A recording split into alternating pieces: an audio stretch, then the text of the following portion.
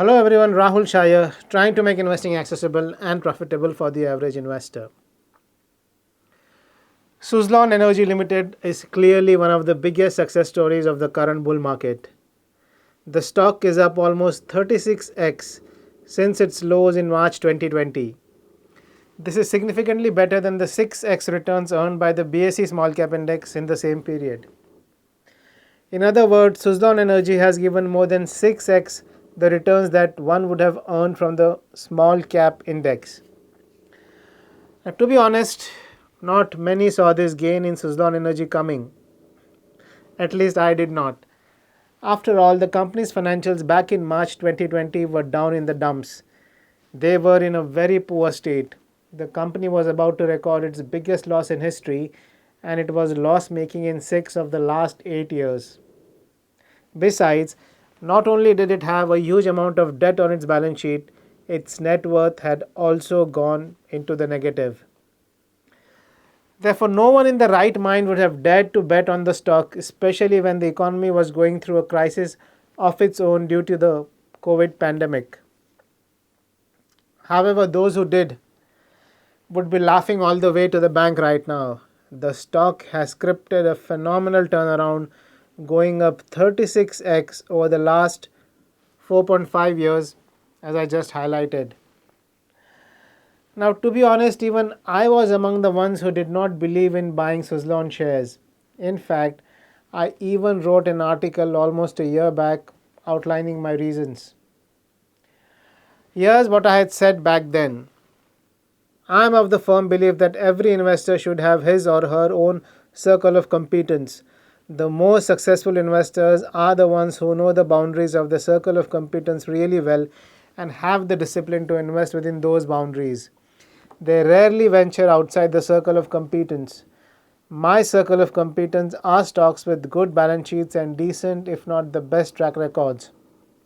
Unfortunately, Suzlon, despite strong signs of a turnaround and concrete plans for deleveraging, falls outside my circle of competence. It hasn't turned consistently profitable yet and still has high debt. So I may still not call it an investment. At best, it could be termed as an intelligent speculation based on how I define my own circle of competence. So the reason I was not so bullish on Suzlon was because it fell outside my circle of competence. Let me explain with an example. Suppose you want to lend out rupees 100 crores and you get offers from two firms. The first firm runs a solid business with a yearly profit of rupees 50 crores and is willing to pay you an interest rate of 10%.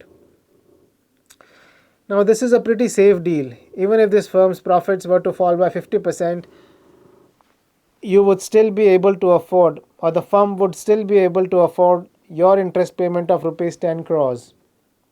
The second firm makes profits of only rupees 30 crores but is ready to offer you an interest rate of 20%. The firm is also confident of doubling its profits 2 to 3 years down the line. So if it doubles its profits to rupees 60 crores, it can easily afford to pay you an interest of 20%, that is 20 crores. But if the profits fall by 50% to rupees 15 crores for some reason, then it may default on the interest payment to you. The move may backfire big time. Therefore, the choice is between a safe, low-risk 10% returns or a lucrative, high-risk 20% return. So, who would you lend to, the first or the second firm? Well, let me tell you my preference. I will go with option 1, 10 times out of 10. Yes, that's correct.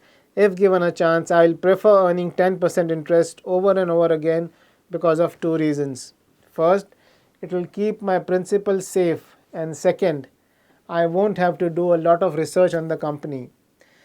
I will know from the company's past and present performance that it is a good, solid company, and even if the profits fall 50% in the future, my 10% return on my investment is still safe. Option 2, on the other hand, is risky and requires a good amount of research on the company. One will have to speak to the company's management, understand the business model in detail, and try and figure out why it is so confident of doubling its profits over the next 2 to 3 years. In fact, even after you do all the research, there is no guarantee that you will earn your 20% return on investment. This option is therefore much more difficult to analyze than the first option. I hope you now understood why I call Suzlon as outside my circle of competence. As I mentioned just now, I am happy to earn lower returns if they come with less stress and relatively less effort. Till about a couple of years back, Suzlon's past and present performance was not good and solid by any stretch of imagination. It was struggling to record a positive bottom line and the balance sheet was loaded with debt. Hence, it was no option one company that I like to invest in. Although things have changed for the better since then, I would like to see Suzlon staying profitable for a few more years before I get comfortable with the stock.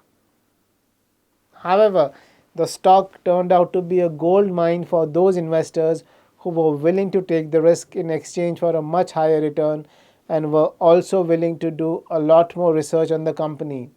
For them, it was all worth it as the returns from the stock have been fabulous.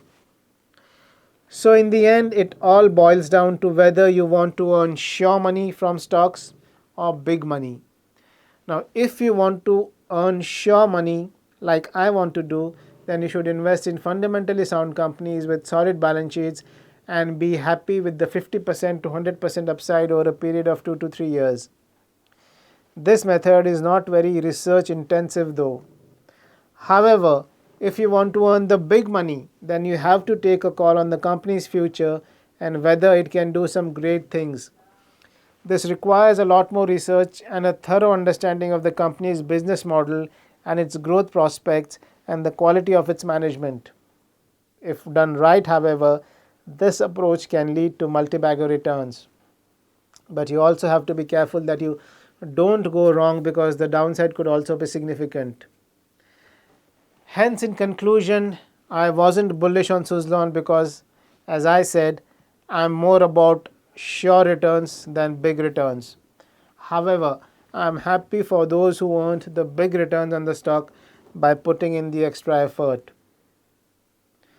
So it is all about your underlying philosophy and setting the right expectations. This brings me to the end of today's video. I'll see you again in the next session. Goodbye and happy investing.